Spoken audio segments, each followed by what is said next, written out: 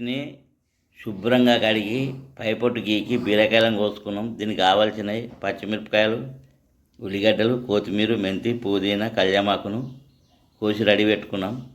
టమాటా పెట్టినాం. స్టవ్ పైన ఒక మట్టి కంచులు పెట్టుకున్నాం. ఒక చెంచాడు ఎన్న, పావాడు నూనె, ఒక చెంచాడు పోపిత్తులు, అర చెంచాడు జీలకర్ర, పచ్చిమిరపకాయలు, ఉల్లిగడ్డలు, మెంతి, కళ్యామాకు, కొత్తిమీర, పుదీనా,